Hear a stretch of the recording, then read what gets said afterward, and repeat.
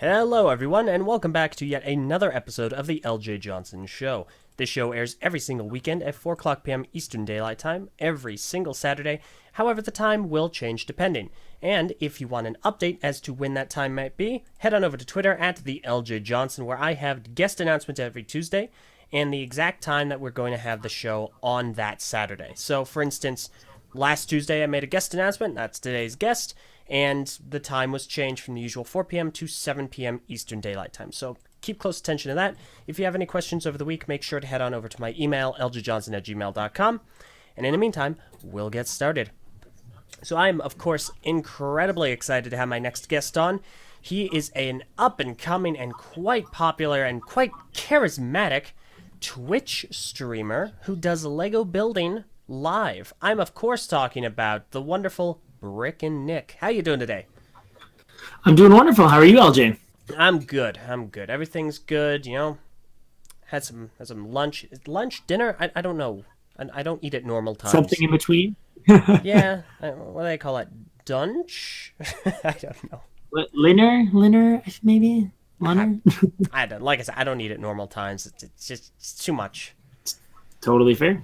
Was it some good food though? At least. Of course. It's actually National Cheese on Melted Cheese or just Cheese on Toast Day today. Cheese on toast? Really? Mm-hmm. I hadn't caught that. Yeah. No, it's a lot of national days today. Like a bunch of them. I feel like every day there's a lot of national days. Oh yeah, yeah. So I think the lowest I've seen has been at least one, but sometimes it's like today and it's like 6, 7, 8. Insanity. Oh yeah, but it's always fun. Well, how are you doing? I'm doing great. I'm just super excited to be here. It's always amazing to have a chance to just dive in and talk Lego and video games and whatever else comes up. So, oh yeah, I'm just looking forward to some fun. Fantastic, and that is guaranteed. Thank goodness. And let's go ahead and waste no more time. Tell us how you got into Lego and became part of the community and started doing mocking. Yeah. Absolutely. So Lego's definitely been a part of my life for pretty much as long as I can remember. Like my earliest memories of building in general are at like my grandmother's house. She had some like building blocks, more of like the Duplo style stuff around. And I remember just having so much fun with those. And then it was actually with my grandparents that I bought my first Lego set, which was a little rescue truck. And then it just kept growing from there. Like I just had a strong interest in it. Star Wars was definitely a big part as well. Like my parents always made me watch the VHSs, and the Star Wars sets came out around that same time. So there was definitely like a lot of good timing kind of going on with that. Mm-hmm. And then I just continued to grow into it. And then as it like kind of came to the point maybe where like a lot of people might fall off in terms of Lego interest, like around high school, I had certainly been thinking about it myself. Like maybe I'm too old for this. I gotta, grow up or whatever. Right around that time, I actually discovered the online Lego community, primarily on Flickr, and just seeing all of the absolutely incredible creations that people were building completely inspired me to like keep going. And I kind of said to myself, hey, I want to be someone who does that someday. So that's what really, really brought me in. And then slowly from there, it just got, we'll say it's a passion, but really it's an obsession. Just continued to grow from there. It makes perfect sense, and that's good. It's you've had the natural course of starting out young with Lego, and I think they have a term for people like us who grow up but still stick with, I'll say hobby. Yeah. It's like high affinity. Hobby. Mm-hmm. Yes, that would be a good way to say it. Mm-hmm. Yeah, no, I like that. Do you have a favorite Lego theme? Did you? I'd say just space themes in general. Like I'd probably point to classic space, to be honest. Okay. I love like the retro vibe of it, and I've always been like fascinated with sci-fi. Of course, a lot of that stems from Star Wars, but definitely. I'd probably say classic space.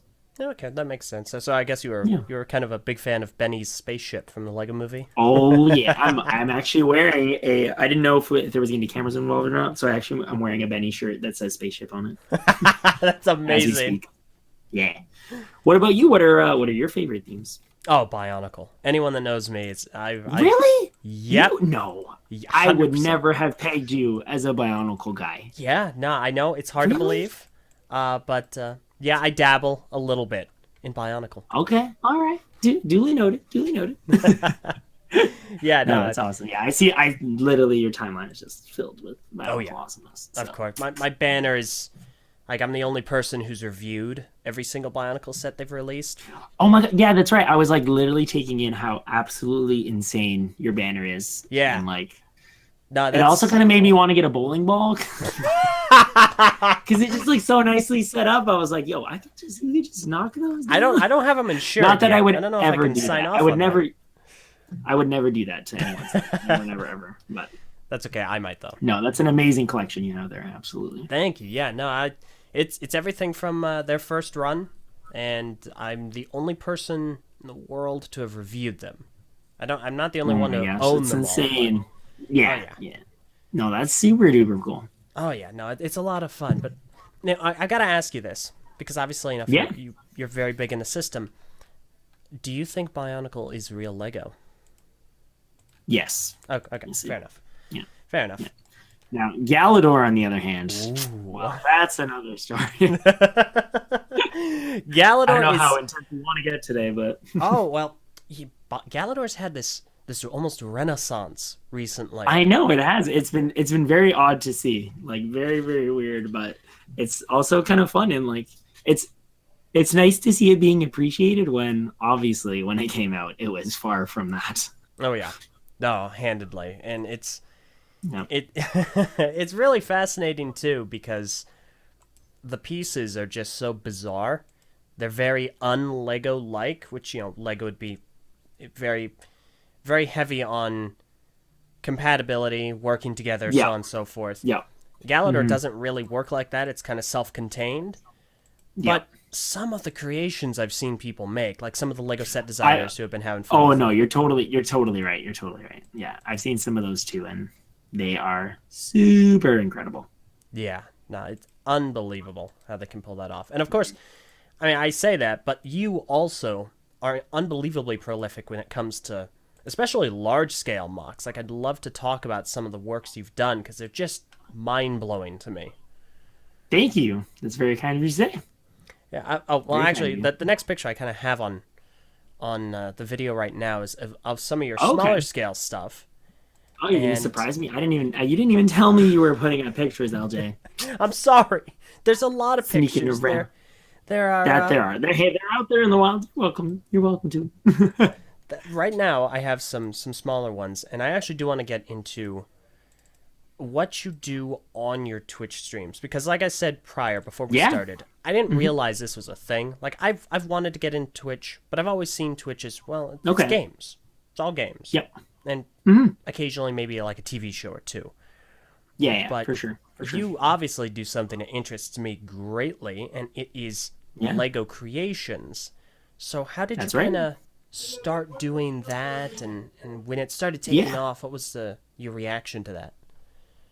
Yeah. So I guess I'll kind of start like where my journey on Twitch started. Because it was actually the video game Destiny that brought me to Twitch. I started playing that game when the game first launched. It was, probably the game I've spent the most time in my entire life. Really, really love it. And there was a huge Destiny community on Twitch that I don't even really remember how I kind of stumbled upon it. Maybe through like Reddit or something like that. Just kind of happened to stumble upon the fact that like there was this thing called Twitch and people were streaming to it and it was interactive. And when I discovered it, and again, I don't know how this happened, but I stumbled upon the fact that creative had become a thing, like an official thing on Twitch a couple months prior. And I was like, oh, what? Creative on Twitch? Yo, this is so cool. Like live streaming stuff, like, painting and whatever. And I was like, I'm sure there's people live streaming Lego building then, like maybe because this platform is so huge, but I hadn't heard of it. I'm sure someone's doing it. So I started to dig and dig and dig, and I could only find a single video of this one guy building a Minecraft set once. And that was it. And I was like, there's nobody doing this. Like, why aren't people streaming Lego on Twitch? And I was like, you know what? I'm going to become that guy. I'm going to start streaming on Twitch.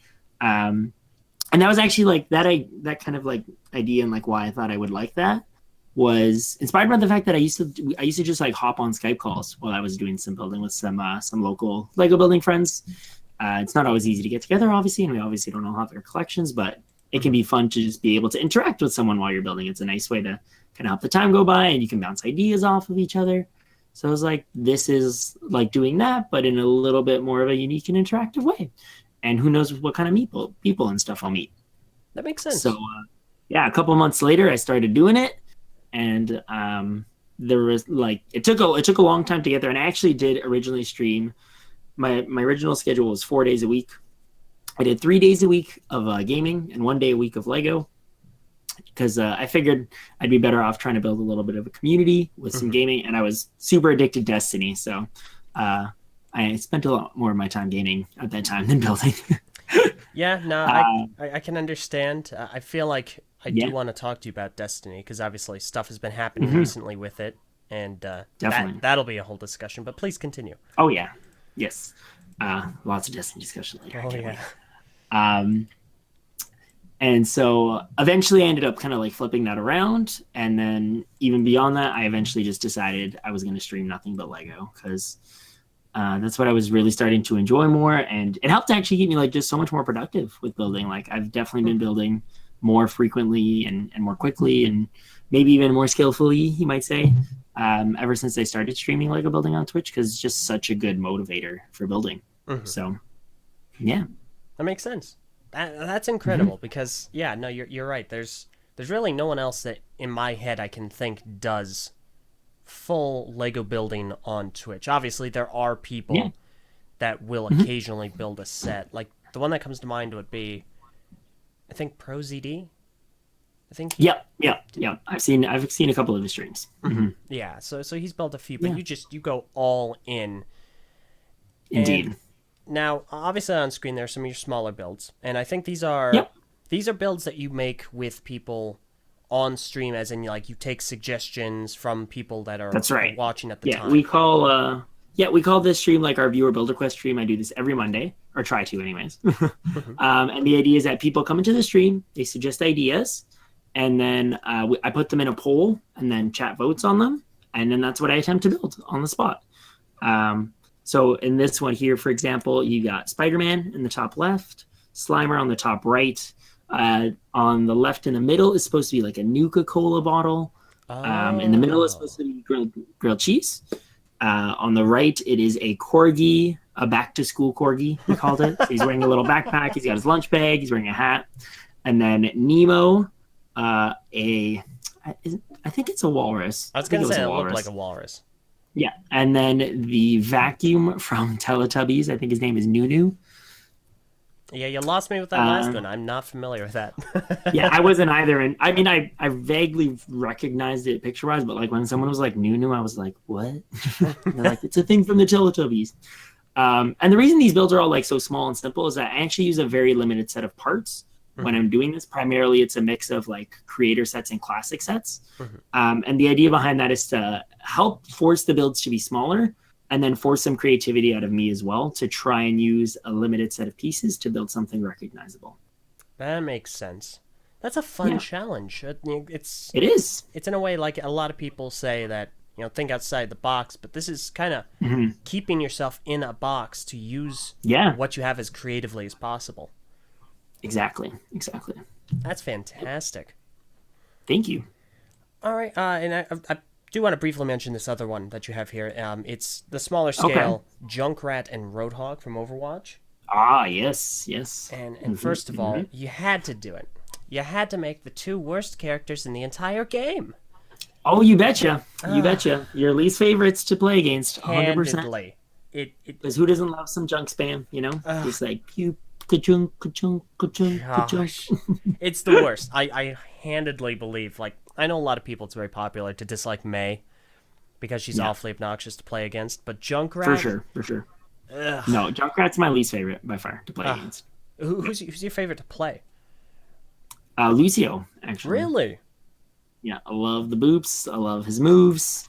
And I like the supportive style of his character. And I don't know, he's just very fun and fast-paced, so...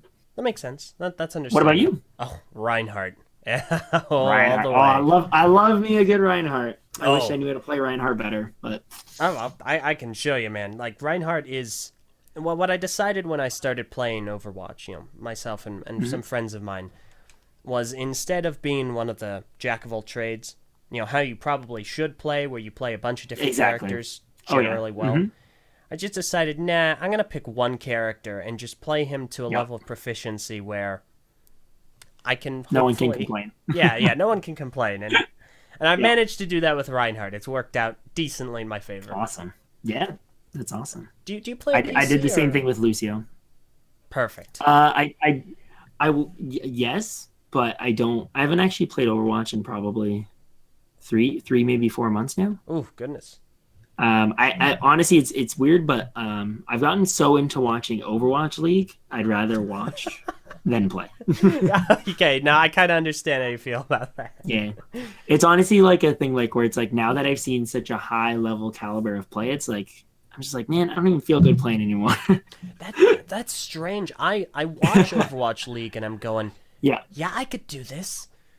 Mhm, This seems right up my alley. I could totally. yeah, And then all my friends, they just look at me like, you're out of your ever-loving mind, dude. yeah. It's crazy. And admittedly, my gaming time in general has definitely come down quite a bit. And Overwatch was admittedly one of the easier games to cut out of my schedule. Fair enough. And then just appreciate because I can at least I can do other stuff while I'm watching Overwatch League. You can't really multitask while you're playing Overwatch, unfortunately. That is true. No, I've tried, and it Yep. does not end very well. But that's perfectly reasonable. Now, Yeah. I do want to touch upon your actual large-scale builds here, because obviously For enough, sure. these are the ones that I've seen a lot. They also generally seem to revolve around a game that... Okay, I've played Fortnite. I gave it a good, honest shot. Yeah, I've also played PUBG. gotcha. I could not get anywhere with Fortnite at all. That's totally fair. Just it has a lot of different gaming mechanics than I'm accustomed to. I played them to start playing them both around the same time, and Fortnite just was Yeah. not jiving with me whatsoever. It wasn't So diving with you. Yeah. that being said, Mhm. these are unbelievably fantastic builds. On screen right now, we Well, have thank you. a couple of pickaxes, and obviously, I'm going to say this not knowing what it is a pinata? Yeah, it's a loot llama. Who in the what now? A loot llama. So, like, those are something you can find out in the wild in the game. And when you open them up, they drop a bunch of loot for you. Primarily, they are, they're known for giving you, like, building materials and like, potions and healing. So they can be a really nice surprise mid-game. But I believe as of right now, funnily enough, like, right after I finished this, they had nerfed what the loot llama gives you, which was kind of a bummer. But I think as of right now, like only 3 ever appear on the map in any one game, Oh, so they're jeez. very, very difficult to find. Yeah. My goodness. Mm-hmm. That explains a lot. Yep. But when it comes to building stuff like this, where you have Yeah. the loot llama, and then you have these 2 pickaxes, and again, not being accustomed, I only know the one on the left. Oh, you also have what seems to be a healing potion of some variety. That's correct. A mini potion, they're known as. Oh, okay. All right. So I know the pickaxe, because obviously you spawn with one by default. Yep. But then, of course, there's what appears to be a katana shoved through the business end of a plunger, which Correct. is fascinating. Yeah. It is entirely a fascinating object. But Fortnite's known for their crazy wackiness and silliness, and it's one of the reasons I like the game is that they're just like not afraid to be absolutely ridiculous with their things in game. And yeah, it makes for tons of fun Lego building and very colorful Lego building. I should add. Yeah, no, I one of the things that really took me aback when you had posted pictures of the loot llama was just the way that you captured it really well with the colors, because those colors don't seem to be that bountiful in Lego, I would say. Yeah. I will say I'm very, very lucky to have 3 Lego stores within a 20-minute drive of my house. So it's not too hard for me to loot the pick-a-brick walls at local Lego stores for all the parts that I may need. My goodness. And luckily, both Medium Azure and and medium lavender were parts included as part of that. Admittedly, there are a lot of pieces in the head of the loot llama, and I genuinely don't know. I must have bought a friend set or something that just had a ton of great medium lavender pieces.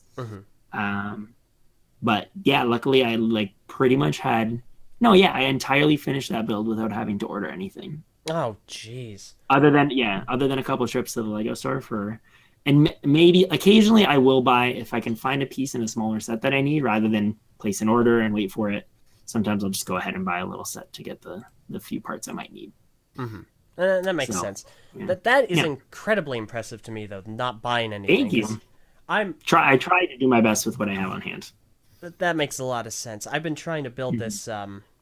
There's a Lego system polybag that I've been trying to assemble the pieces for, and it's very, very small. I think the total part count is... goodness, where is that part count? It's unfathomably tiny. Okay. I have 14 parts, and I've had to make 6 BrickinNick orders just for this. Oh my gosh! Yeah. What is it that you're trying to put together? It's a little bit of a secret. I'll tell you afterwards. Oh, it's all right. It's a tad ridiculous. You mean you won't tell me afterwards because I won't know what you built, right? Exactly. Yeah. No, I won't tell you. Exactly. Can't. I'm winking right now. You can't tell. Wink, wink. But yeah, no, it's awful. So hearing someone make these large scale creations like the Loot Llama, without having to make a BrickinNick order or anything of that variety, is almost as impressive as the actual creation itself. Yeah. But so when you make these, a lot of fun. It looks like it. Like, not only the end result, but, getting to take them to all these different events. Like, I have a picture here. Goodness. So if you're not familiar, if anyone listening isn't familiar with streamers or Fortnite players, the image I have on screen is not, in fact, of Nick. It is of a very popular Fortnite Twitch streamer by the name of Ninja. Yeah. He just so happens to be holding the aforementioned plunger katana. Which was put in the game because of Ninja. Wait, what? Yeah. So the story behind that particular item is that Tyler here, that's Ninja's real name, had posted a tweet saying that he wanted more stuff to buy, like more skins. Like at the time, Fortnite wasn't necessarily cranking out a lot of stuff. And he was like, I just want more stuff to buy. Like you could put a freaking, toilet plunger in the store and I would buy one, right? And I think like the head of Epic Games or something like that replied to his site like, well, fine, you've got it, right? And so I guess Epic's way of putting a fun little spin on like a plunger, combining that with Ninja, was to put a katana through the top of the plunger and call it a plunger, Plunja. Oh my gosh. So fun little play on words and a fun way to tease him for coming up with a silly suggestion. I did not know that. That is... Yeah. That adds so much more context to this picture. Right? That's... Yeah. I mean, it's cool that you were able to, like, find him and take that picture of him holding it. Yeah, I was really, really lucky. This was at an event called Guardian Con. It's a really, really great charity gaming convention that happens in Tampa every year.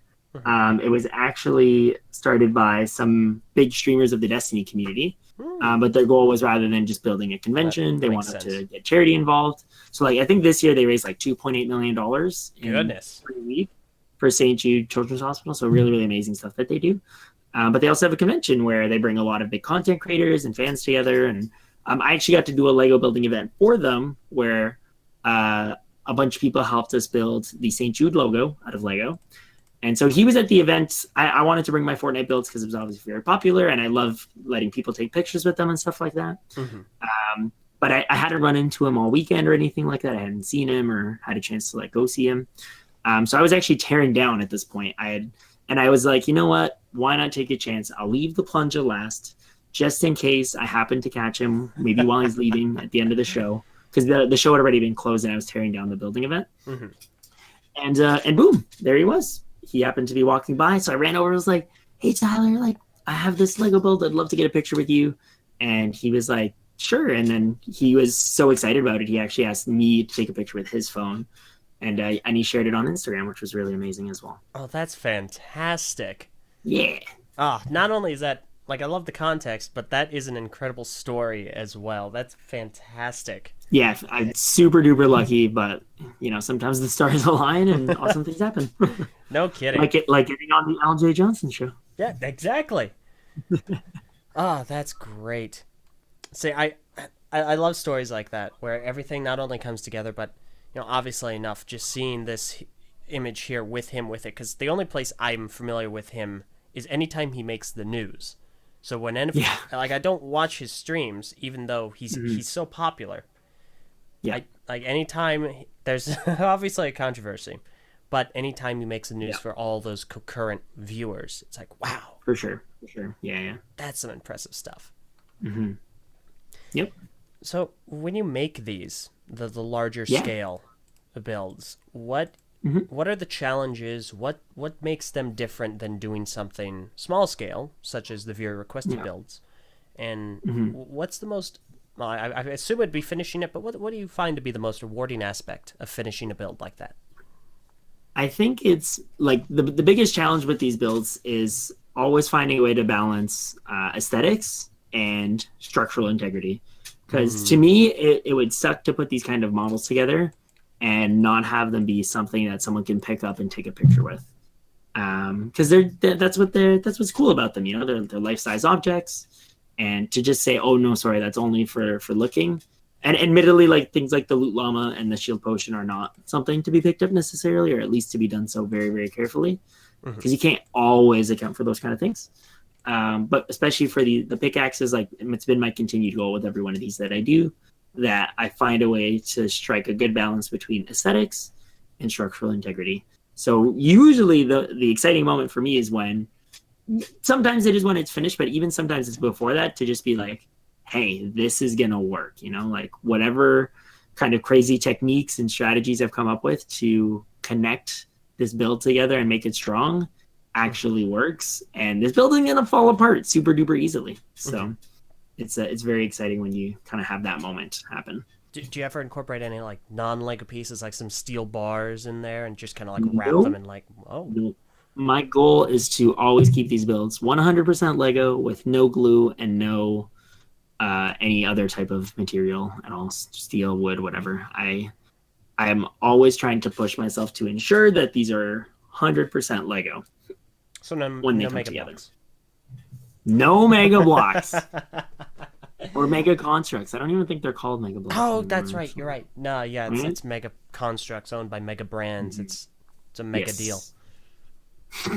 But yeah, that's incredible. Awesome. That's really good that you're able to keep them just completely pure, totally Lego, but still have them, I wouldn't say usable, obviously, but yeah, obviously some care needs to be taken. I'm always like, please make sure you have one hand near the top, like don't swing it wildly. It is still Lego. That makes sense. And my most recently finished pickaxe is probably going to be one of the ones I'm a little more hesitant to hand to people, because it is the heaviest and largest pickaxe I've assembled yet. Oh my goodness. Oh wait, I believe that actually might be in the thumbnail for this. I think you posted it.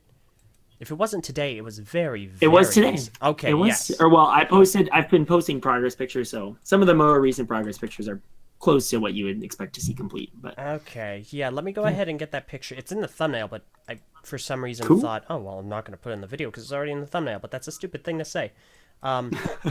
Yeah, for anyone who's not acquainted with Fortnite, such as myself, what in the ever-loving world is this? Yeah, this thing is whenever it comes around, I'll start talking about it anyways. Is called the Rainbow Smash pickaxe. It is a llama turned unicorn pinata head shoved on the end of a rainbowish stick with some wheels attached on the bottom, and somehow this object can be used to farm for building materials in the game. Huh. Yeah. That, again, as with most things regarding this game, is utterly fascinating. It is indeed. Yep. Mm-hmm. What were the challenges with this specifically? Because it looks far more like, I saw some of the preview pictures that you posted on Twitter, and it seemed like it was a lot more of a precarious process than usual. Definitely, yeah. I mean, just the shaping of the head alone presented a lot of challenges because, oh yeah, there we go. Mhm. That's the full cosplay.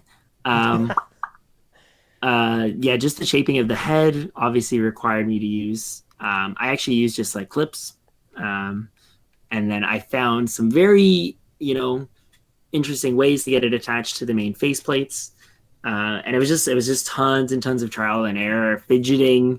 I had like planned it all very early, and then by the time I actually got around to building it, some of the things didn't line up the way they had the first time, and I had to rejig it, and it was just so much trial and error. Even like I built the handle, and I usually when I do these types of handles, there are two plates on each side of a Lego constructed core, primarily. It's not bricks or studs not on top bricks and brackets. So I usually do two plates on each side, but I did some early testing and that proved to be insufficient. So I actually had to go to 3 plates on each side.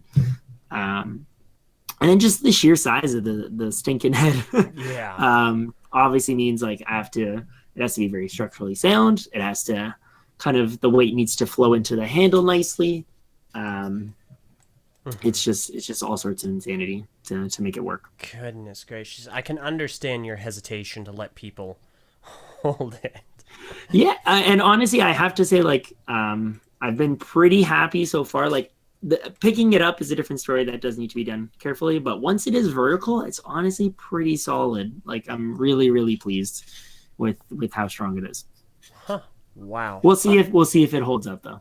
Fair enough. That's reasonable. We'll see what happens. I assume you're going to be like taking it to conventions to show off. Yeah, actually, this is like the picture you posted is a picture I've used to enter into a cosplay contest that's going to be happening at TwitchCon. Oh. So fingers crossed, I get to become a finalist and maybe even win the contest. No kidding. Good luck. Thank you, sir. When does TwitchCon take place again? End of October. Oh, okay. Got it. Yeah. I hear about it. I just never know when it takes place. Yeah, it's usually October. I think like it's been pretty consistently end of October, but they do seem to like to move the location every year. So it's been like Long Beach. It was Long Beach last year. It's San Jose this year. I think they've done some of the other California locations. Oh, so. San Jose. Yeah, I've been there before. I grew up in California, so that makes sense. Oh wow, awesome. Yeah. Well, it's expensive. That's why I no longer live there. Totally fair. Toronto is looking like it's unlikely I'm going to be living here for very long. Uh-oh, hey. Because it is very expensive as well. Come on, man. There's real cheap states. Come on. Lego's like really expensive. Come on. I don't know if I want to quite go south of the border. I like Canadian land with our unicorn or moose and beavers and igloos. It's pretty nice. Come on, we have all those in Alaska, or at least I assume. I've never been there. So that's a little too far north, maybe, for my taste. Yeah, no, I can agree with that one. It's really funny though. You said you have like what 3 Lego stores, like 20 minutes away from you. Mm-hmm. I living in the United States, one of Lego's admittedly larger markets. Idaho does not have a single Lego store. Not a single store. Mm-mm. And is there one coming by chance? Because I know I've actually been seeing like quite a few new ones seem to be popping up in some different places. But nope. No luck for you. No. I am so sorry. Nah. If I could like take one of ours and like ship it to you, I would send one. But I'll unpack it and just build it over the course of the next year and a half. Yeah, exactly. Easy peasy. Oh my goodness, that's amazing. But yeah. Let me see here. There's another something that I was okay, yes. So this is something that I thought was unbelievably cool. And this is something that all right. I believe he's a mutual friend of ours. The always immaculate Kevin A. Hinkle. Ah, Kevin, I love Kevin. Kevin's amazing. He's Wonderful fantastic. man. He is. He had, I think, talked to me about this. He'd shown this to me. And this blew me away at Brick World Chicago this year. Ah, yes. Yes, indeed. You had a set up to I believe it was Battle of the Bricks. That's right. That's what the show's called. Battle of the Bricks, where you had some mockers sit down and there was building. Explain this to everyone. It's the coolest thing. Thank you, my man. Thank you. So, Battle of the Bricks is a live Lego building competition that I started and I run and I host on Twitch, where I invite 8 builders to compete in head-to-head battles. It's creative challenges that they partake in, and what's kind of unique about it is that the chat or the viewers have a lot of influence over what happens throughout the show. Ooh. So they actually get to vote on the theme for the event or for the stream or for the battle, I guess. They also get to vote on a challenge that happens partway through the stream, and then they get to vote on the winners as well. Oh. So we get 2 builders together. They have a set amount of time, and they have to build some creative builds based on the themes that chat votes, and it's a ton of fun.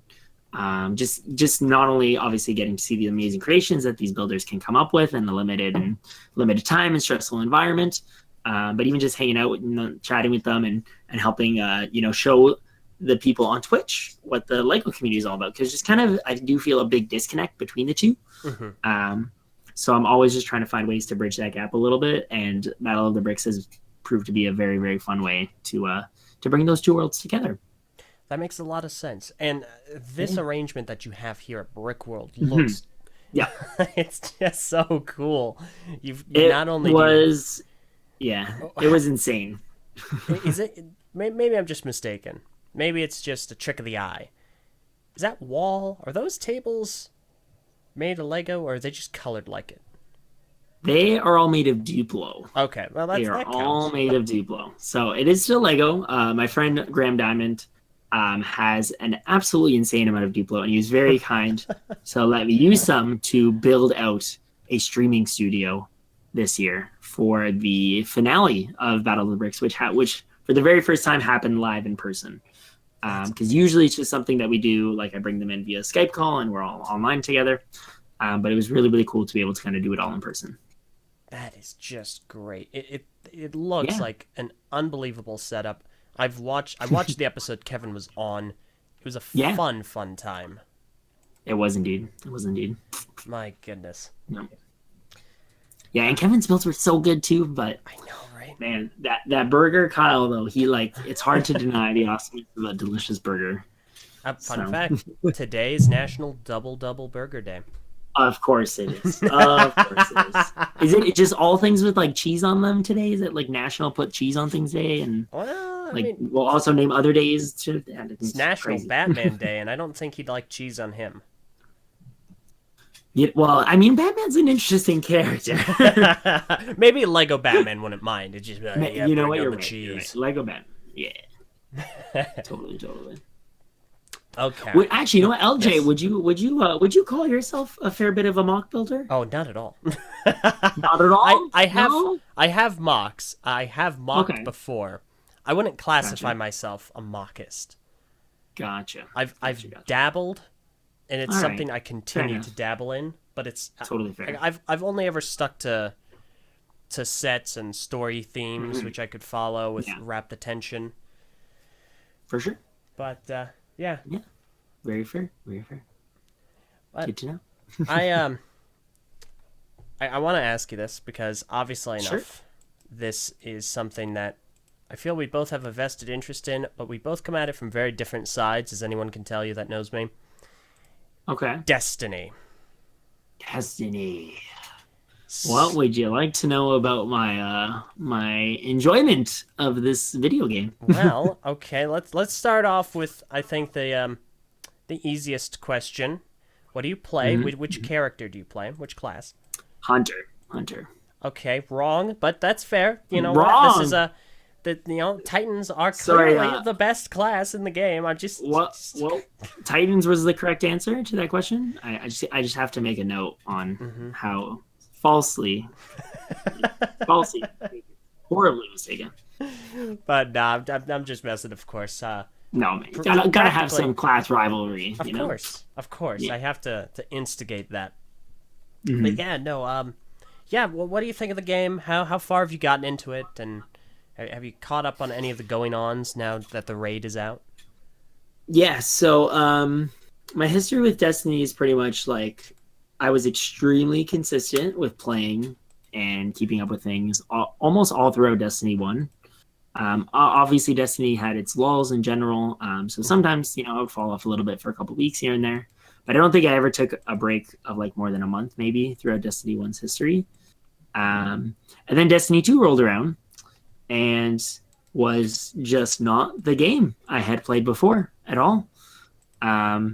Started off with a ton of excitement. I booked like 2 or 3 days off work to just play the heck out of it because I was so excited for, the new game and so much new content to grind. And I would honestly say it felt like the grind was gone. Like I felt like I was playing a game. Yeah. So I tried to stick it out for a little bit, but as of after the second launch of DLC, or the first launch of DLC, Curse of Osiris, I played that for a few days, and I was just like, I'm done. Like, it's just, the game is not in a place that I want to be playing it in. So I was like, I'm going to leave it, and hopefully it'll get back to a better place where I'm going to want to play it. And if so, I will come back. And I would definitely say Forsaken is that place that I want the game to be, and I have been enjoying it very, very much. And it's been tons of fun, and it's great to see so many friends back playing as well. And I'm having a great time with it. Yeah, that sounds all about right.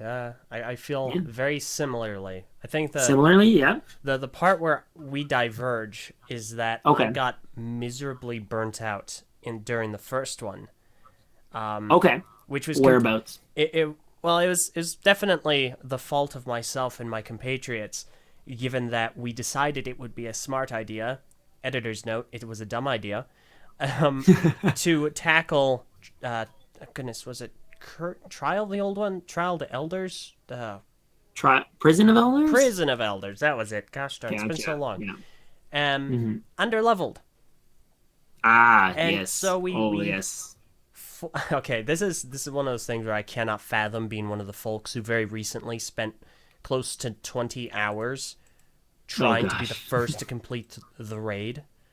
Insanity. Because, like, my compatriots and I, we spent 4 hours on a over-leveled Prison of Elders, failed.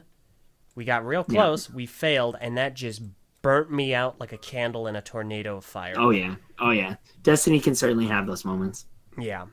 But I agree with Destiny 2, how it started off, and it felt like it was not the game that people should have gotten, because when we left off with Destiny 1, we had all these really great, fantastic quality of life improvements. We had all of these weapons and armor and all these really fun things about the game, and these things to go after. And then Destiny 2, or Destiny as I often say, just gutted it like a Thanksgiving turkey. Yeah, it totally did. It was honestly, like, especially because I'm so tied into the Twitch communities and stuff like that, and the Destiny community has always been so strong. It was honestly, like, really sad to watch the community, like, not like fall apart, but just like not have the core game to like enjoy and keep them together. Because people just like it was so like, and no one could blame anyone for like not wanting to play Destiny. And it was just so hard to watch like people who had been consistently playing and streaming Destiny for like 3 years go, what do I do now? Like the game that I love and honestly in ways we rely on like vanished, and it was like pulled out from under their feet. So it was honestly really hard to watch like the Twitch community go through its struggles as it like figured out what do we do instead of playing Destiny. And that makes perfect sense, because for the longest time I like with Destiny 1, if there was an item that I wanted to get, I would play as often as was possible. Yeah. With Destiny 2, that's the kind of game it is. It's I had to scrape the bottom of the barrel to get anything that I kind of enjoyed in Destiny 2. Yeah. Like, my favorite item in Destiny 1 was the Zalo Supercell. Oh, like, such a fun gun. It's so fun. It's so cool. And it almost kind of mixes real world aesthetics with this futuristic feel, and it felt really good. It was a good style, I thought, for the game. And now it's gone. Yep. Admittedly, I would say I don't know how much you messed around with it, and it's certainly not what the Zala was, but Risk Runner is quite a bit of fun too. Yeah, it can be. Risk Runner, I think it doesn't compare ultimately, but it gives it a little bit of a taste of the Zalo experience. Yeah, it's it's like a watered down Zalo.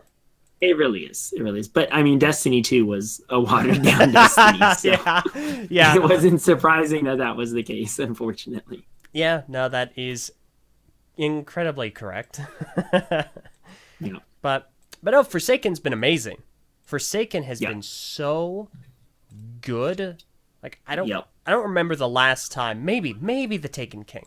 But I don't remember the last time Destiny's story, which for a while was kind of an oxymoron, was so gripping. It was so engaging. Absolutely, dude. So much. Just so much fun, so much to grind for, and just honestly, one of my biggest complaints with Destiny 2 is just like they were handing things out. Like you had an exotic within like 30 minutes of playing the stinking game, right? Yeah. Whereas in like Destiny 1, like I remember the moment I got like my first exotic. Like I can see that in my head because it was special and it was rare. It didn't happen a lot. And I think that's like what a lot of Destiny was about. Those moments of like, oh my gosh, you know, like we got this thing, we achieved this, we beat this. Whereas Destiny 2 was just like, oh, here you go. Here's this. This is easy. Do this, whatever. Yeah. Like it just wasn't the same. It was so like anticlimactic in a lot of ways. Versus where, yes, don't get me wrong, there was tons of frustration to be had and like waiting for those moments to happen. But when they did, they were special. Oh, you remember. Yeah. Do you remember the moment you got your first Galahorn? I never got the If you ever got one? Oh, no. Okay, well, I'm so sorry. I should have checked first. I remember. Don't cry. Maybe I did get one, but it was. Here we go with. It's exactly what you said, but this. It was after Zero Day. It was. Oh gosh, wait. Now I'm second guessing myself. You probably bought it on Zero Day, didn't you? No, I don't think so. I don't actually think I did get a Galahorn. Ever? Never. No. Yeah. Whoops. That's funny. No, sorry. It's kind of funny though because a lot of the experiences you mentioned, the anticlimacticness of Destiny, some instances of that happened for me in Destiny 1. For sure. Oh yeah. I know this happened with another guy I know, who he was looking after like some piece of armor, some spaceship. I don't recall exactly. But you know, I was gunning hard, no pun intended, for the Zalo. Like as soon as I heard about it, it's like sold. Let's go. Yeah. We're grinding everything. 3 of coins, maybe 3 times 100 of coins. I'm all about this. Never got it. I got practically every other Taken King exotic, to the great ire of everyone around me, because I didn't care for literally any of the other exotics. Yeah. Except, okay, Telesta was cool. Telesta was cool. And Telesta's broken right now, actually. Is it? How? In D2? Oh, it's so broken. It's got the weirdest thing where in like have you gotten into the Dreaming City yet? Yes. Okay. So you what's the activity called? You know the thing where you put the circle of lights in? It's kind of like the blind well? Yeah. You can I don't know if this is still active or not, and I don't even know if we've been talking about it. I'm sure it's fine. You can shoot the pillar in the middle of, you know how the bubbles appear around each area as you go through the fight? Yeah. You can shoot the pillar in the middle of those bubbles with Telesto, and it will progress the engagement significantly. Like you will jump up like 30-40% just by shooting the pillar in the middle, which I don't even like. Me and my friends were joking about like, how does this coding even come to be? Like, where's the relationship between this gun and like this pillar and like the progression that you make in this event? Like, it makes no sense. But it's so specific. Exactly. It's like you think someone would like have to plan this kind of thing, right? Yeah. Gosh, dang! I did not hear about that. It's totally wild. That's incredible. Yeah, no, I've seen it in action. It's silly. It's just silly. Yeah, I think that's a good way of putting it. Oh goodness! Real quick, what console or maybe PC? Because I keep forgetting Destiny. I'm on PC. I'm on PC. Okay. I started primarily on console, but as a lot of the interest from friends of mine like fell off, the only people that really stuck with Destiny 2 were friends that I had on PC. And as it started to get closer and closer to Forsaken, it just seemed to make more sense for me to stick it out on there. That makes a lot of sense. Yeah. Yeah. Nah, I made the. I wouldn't say I made it. A friend of mine, we do game share over Xbox, so we split a Oh, lot of the nice, games that we nice. play. Yeah, that's So I'm gonna lobby the blame all onto his shoulders and say he made the decision for sure. Oh, erroneously totally his fault. Yep. to. Yep, he decided. Yeah, let's stick with Xbox. That's a good idea. Editor's note: it was not a good idea. But All yeah, the exclusives. It's okay now. I get to feel the pain of not having PlayStation exclusives anymore. y'all, 'Cause I'm on PC now. they added a buttload of them to You know what? Forsaken. I'd rather not. I'd rather not know what they are. Fair enough. Fair enough. You Yeah. don't know what you don't know can't hurt you, right? Yeah. No, that's fair. Yep. But no, it's a fascinating game. Yeah, Forsaken has greatly improved it. indeed. At some point, though, I've considered making a Twitter bot, which every single day just tweets over at Deej, "Hey, is a Zello Supercell coming back?" And then the bot just self-destructs once he replies with yes. Yep. I love that. That sounds awesome. Yeah, no, I just need to put the time into that because it was my everything, even though how I got it was anticlimactic. Did you buy it from Zer? I bought it from Zer. Yeah, that's always a bummer when you have to get a weapon that way. I tried so hard. I spent hours just grinding. I was so proficient. I want you to know I appreciate that grinding. Yeah, I yeah, appreciate that effort you put in. Even if it never got you what you wanted. yeah. I got what everyone else wanted. True. At least you had that to dangle over people's heads. Yeah, but I had nothing to dangle over my head. Nope. What a shame.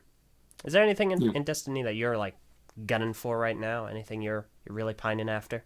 No, not really. Honestly, like right now, my frustration is those stinking master records. I'm the kind of guy who will I will gladly sacrifice a lot of my materials and glimmer and stuff to maintain a good look for my hunter. Yes. I feel like because of the economy of infusion right now, which means like bringing armor up to current light levels, is so expensive. I can't do that. And Yes. it's like driving me insane that I have to look like crap all the time Yeah. just to maintain a high light level. Same. When I used to be able to just infuse like all I want, and then I could manage it. Yeah. No, Yeah. I feel the exact same. I know a lot of people do actually, and I think They Destiny. do. Yeah. Didn't Bungie come out and say, well, the reason is because we want infusion to feel like more of a big decision. You got to be a tad more selective. Which, why? But Destiny's like a fashion simulator. Like, why are you gonna do that to me? Yeah. It's 100% a fashion simulator. Like, honestly, the amount of I don't think I even want to talk about the amount of time I spent like just like messing with combinations in Destiny Oh, no. 1 and like, yeah. Yeah, no, there's a lot to be said. I think, no, he used another term. A friend of mine, same friend who made the erroneous decision to stay on Xbox, said he coined the term dance economy. And There's totally one of those two. yeah, and I feel that's applicable to dancing and armor, and it's different. Like Destiny has a very unique feel when it comes to that. Yeah. That in a certain sense, I feel that. Oh goodness, Fortnite is kind of emulating to a degree. For sure. Yep. 'Cause I know they have dances. I never used any of the dances, and I was Yeah. consistently perplexed as to why my character kept on changing every time I went into a new game. But I was like, Yep. well, at least in PUBG, I can give myself my tactical red flannel. Goodness. Yeah. But yeah. So what do you hope Destiny's gonna get next, or where do you hope it goes? I just hope they just continue with like the positive changes, listening to feedback. I think even just the communication we've seen from Bungie has been fantastic. So yeah, I just hope they keep the good momentum going. And I think it's just going to continue to make for a better game. Yeah, that's What about reasonable. you? Do you This, have any thoughts for Destiny and like its future? yeah, Zalo Supercell. Oh, okay. I should have said, do you have any thought for uh, Destiny's future? I yep, should have known by now. It would just be Zalo. yep, 100%. I'm very, very single-minded in this regard. It's just, you know what? No, I'll do you one better. Zalo Supercell, but every single firing sound effect is voiced by Nathan Fillion, so that they can still keep him in the game after he was replaced by Nolan North. Yep. That's great. Now I gotta petition this. Yeah, you do. Yeah, it needs to be part of your Twitter bot. Yeah, no, absolutely. Zalo must come back with Nathan Fillion voicing all of the sounds. He would totally be on board for this. I gotta contact him. I gotta have my people, me, contact his people, his people. Yeah, your peoples need to get in touch for sure. Gosh dang. Yep. Okay. In that case, before we start to kind of wind down and wrap up, I would like to ask anyone in the live chat, if you have any questions, go ahead and ask them now, and we will... What's up, guys? Live chat. Now, did you have a Steven schedule? What was that? For streaming? For streaming? Oh, yes. I do indeed. I stream Sundays and Wednesdays starting at 2 o'clock Eastern. And then Mondays and Thursdays at 7 o'clock Eastern. And then every other Tuesday at 7 as well.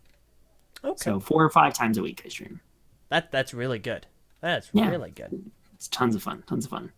I know you very recently, and it's actually on the picture on screen now, very recently hit 5,000 followers. Indeed. Yeah, pretty amazing milestone.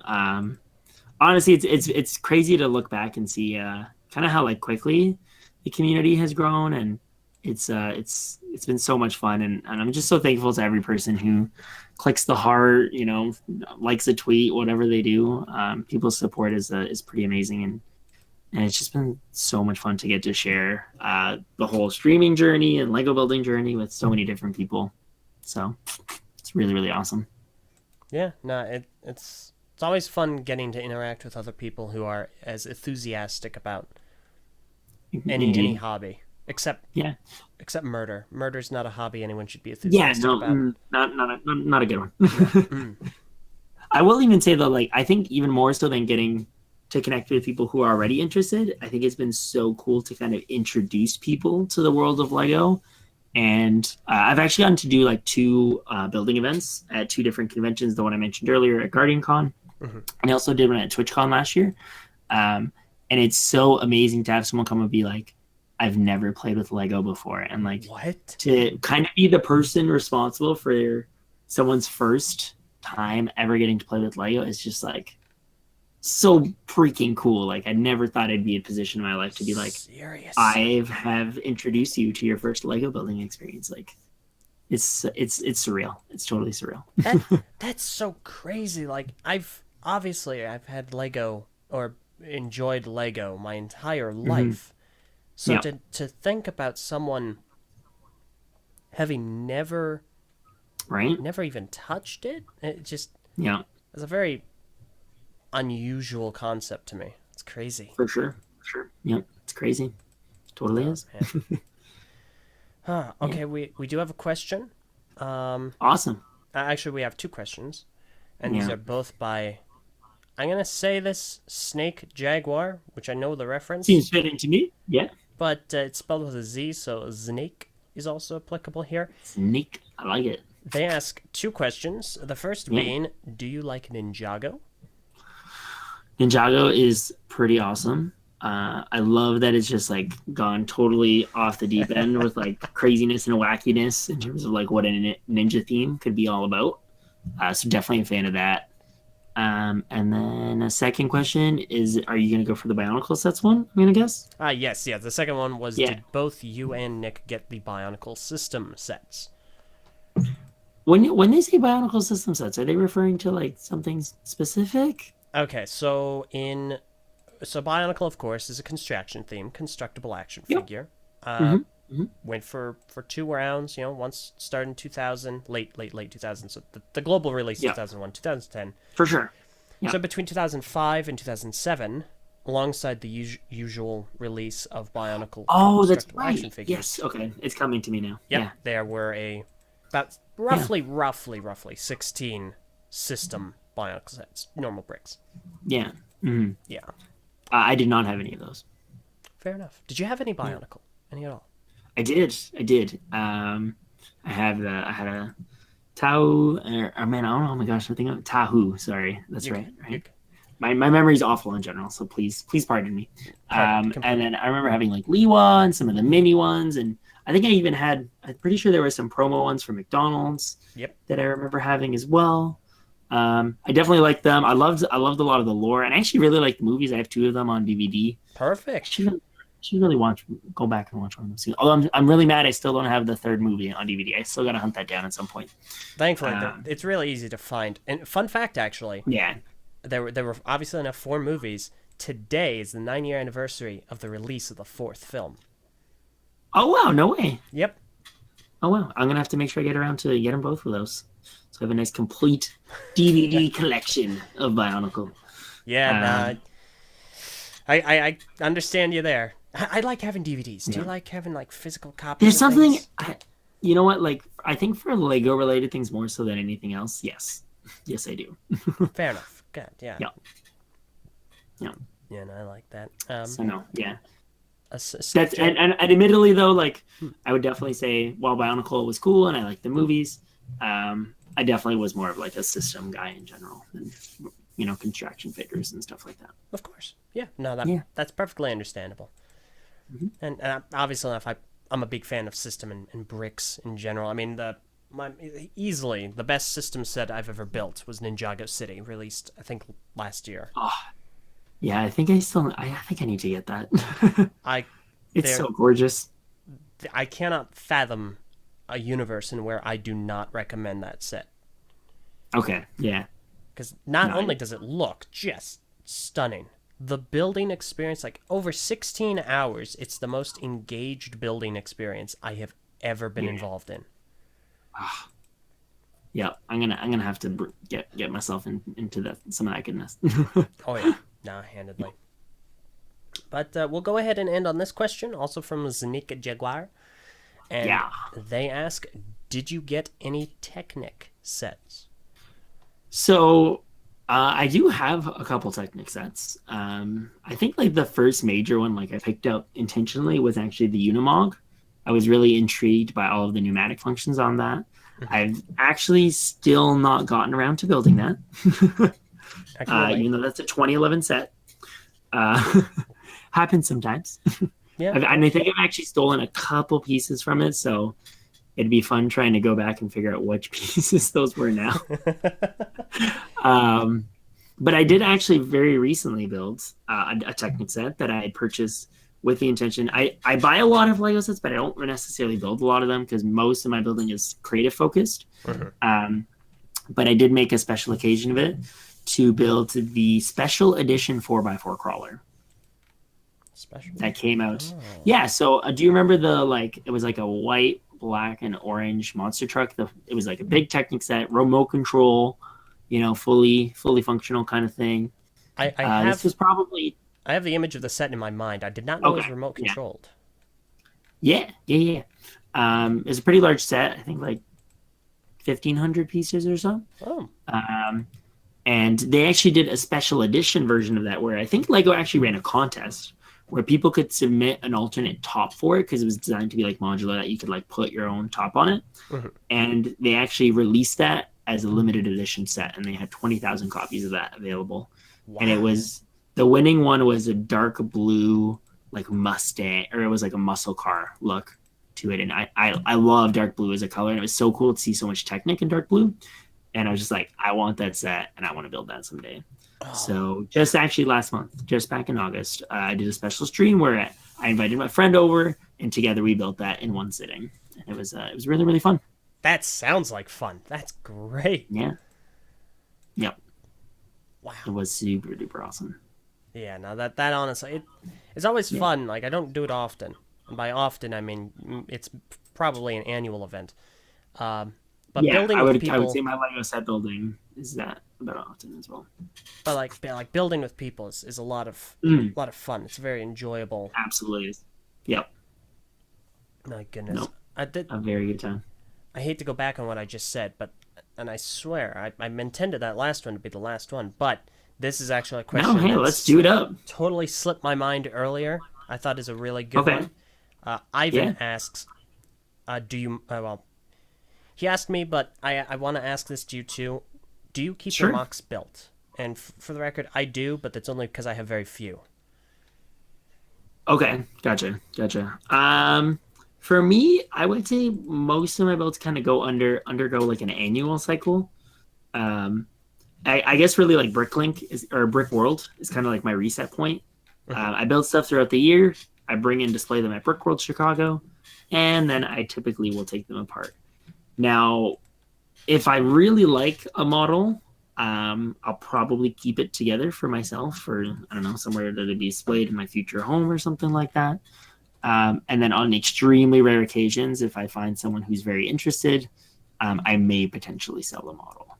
But that's only happened like a handful of times. Okay, that's Yeah. understandable. So, would you say that you're going to be keeping your pickaxes around for a bit? Pickaxes, I think you're going to be around for a little while for sure. Yep. Yep. Okay, Hmm. that's reasonable. Oh, can we expect any Destiny builds at any point? Eh? I've actually done quite a bit of Destiny building in the past, Oh, and I actually have oddly enough two builds that I had built around the launch of Destiny 2. Um, but because of I honestly like I'm gonna blame the game. Like the game was so upsetting for me that I had no motivation to finish or post or put videos together for the builds. So I actually have a Risk Runner built and it was done oh, last year wow. and I just still haven't gotten around to uploading pictures and videos. And I do want to do it now that I'm like back in the swing of the game. Mhm. Like now that I'm excited about it again, I feel like it makes more sense for me to be like, hey, I want to talk about this build because I'm actually excited about the game again. Yeah. And then I have an interesting build of the Leviathan, where I did like miniature vignettes of different parts of the raid, and then a larger vignette for the Oh, final boss room. And so that has been like 90% complete for the last year, and I have one little vignette left to build for that, and I hope to do that in the near future as well. that sounds awesome. I Yeah, personally, of course, I look forward to seeing that. That sounds incredible. I can't wait to hopefully show you soonish. Fantastic. Yeah. Well, in that case, I think that's everything. The general overall question of this show, of course, at the end is there anywhere you would like people to follow you on any kind of social media? Pretty much everywhere. So Twitch is definitely my main platform. Love being able to obviously interact with people there. That's like my home. So twitch.tv/BrickinNick. Thankfully, that is on screen so people can see it there. I'm also on YouTube, Twitter, Instagram, Facebook, all under that exact same name. So I'm should be very easy to find everywhere. And any follows on any platform are certainly appreciated, and especially if you build Lego, I love seeing other people's works. So always looking forward to just connecting with other Lego fans. Fantastic. All right. In that case, any of the applicable links will be in the description below. I highly, Thank you so highly, much. of course. Well, thank you for taking the time to be here and talk about Destiny and Lego and Yeah, basically man. the things I dabble in. I'm so glad that we got to share this today. And I Yeah. just love hanging out and talking to fellow fans, and just thank you so much again for having me on. Absolutely. Well, thank you. And thank you to everyone that tuned in to listen, be it live or the recorded version, which will be up. I'm starting to think I just need to make Tuesday my official upload date after the stream. It just seems like that's becoming a thing. But it'll be up soon. Yeah. Definitely check out the links. All of his streams are a great time, guaranteed, especially if you're building as well. It's fun to watch and kind of build in sync. It's a really enjoyable thing. Yeah. So, all right. And with that all out of the way, That has been the latest episode of the Eljay Johnsen Show. Thank you all so very much for listening in. If you have any questions and or comments, go ahead and email me over at ljjohnson@gmail.com. And if you want any updates over the week and guest announcements on Tuesday, head on over to Twitter at the LJ Johnson. It's JOHNSEN. So, disclaimers out of the way, we will go ahead and take off. All of you have a wonderful day.